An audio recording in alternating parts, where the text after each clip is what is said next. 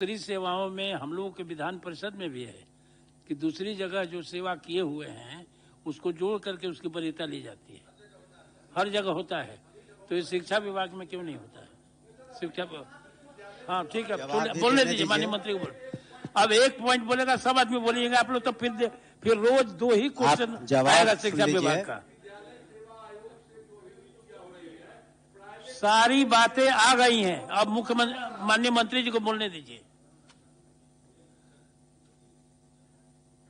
माननीय सभापति महोदय, भी तो भेग आता है। जो बातें माननीय सदस्यों ने उठाई हैं, तो ठीक है, उसको हम रिविजिट करेंगे, पुनः इसकी समीक्षा करवा कर हम एक कमेटी बनवा देंगे, और जो इसमें सही बातें हैं जो लागू होने लायक होंगी वो हम लोग करेंगे। एक कमेटी वरीय पदाधिकारी के सेक्रेटरी के जो अभी ज्वाइन किए हैं उनके अंतर्गत बनवा देंगे, और उसको एक महीने का समय बजट के बाद। मंत्री जी आपसे विशेष आग्रह है, समिति नहीं नीति बनवा दीजिए। नहीं तो समिति को जल्दी से हो जाए करके उसके बाद हम लोग जरूरी है निर्णय ले लेंगे। अभी हम तो समझ में नहीं आता कि इस तरह से क्यों ऐसे शिक्षा विभाग में लागू हो गया कि वरीयता नहीं लागू होगा।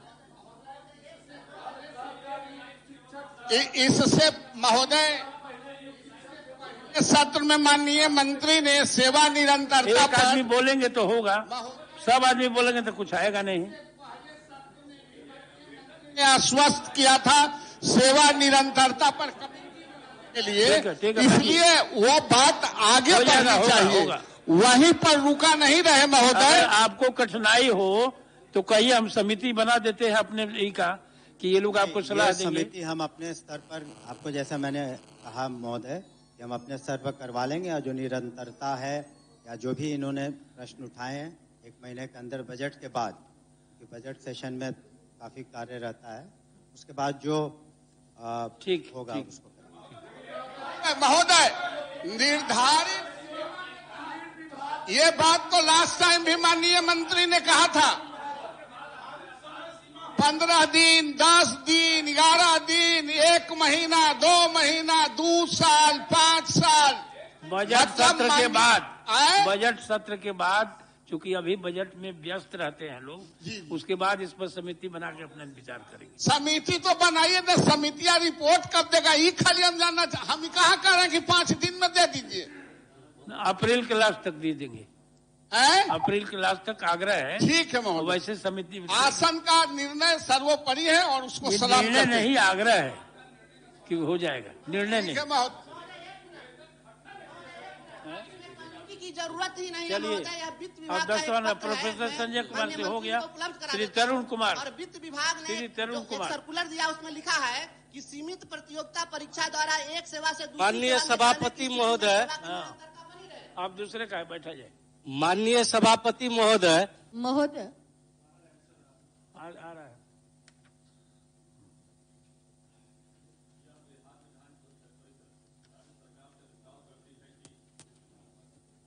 वह सक्षमता परीक्षा उत्तीर्ण स्थानीय निकाय शिक्षकों, पुस्तकालयाध्यक्षों को विशिष्ट शिक्षक बनने के उपरांत सेवा निरंतरता सहित प्रोन्नति एवं अन्य वित्तीय लाभ प्रदान करे।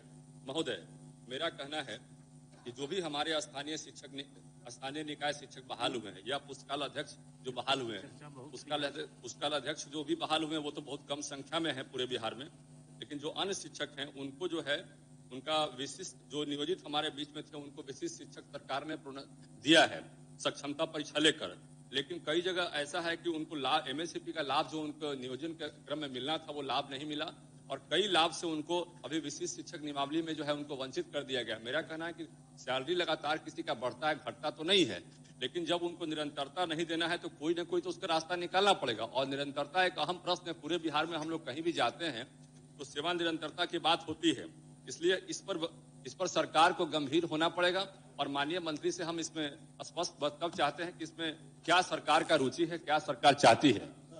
ठीक है माननीय मंत्री। महोदय, वस्तुस्थिति यह है कि भारत के संविधान अनुच्छेद 309 के परंतु के तहत बिहार विद्यालय विशिष्ट शिक्षक नियमावली 2023 समय समय पर यथा संशोधित अधिसूचित की गई है।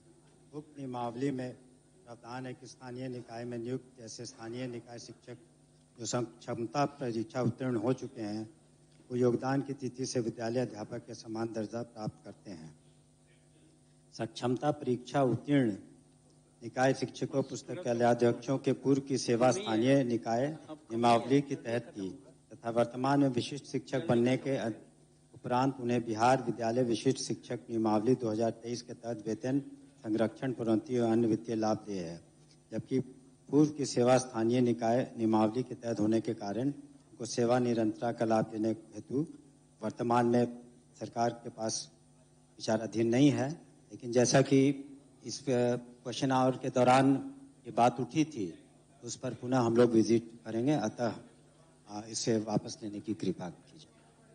महोदय मेरा माननीय मंत्री से बस एक चीज कहना है। इस पर तो हुआ था बहस, बहुत सब बात आ गई है, इसलिए इसको वापस लीजिए।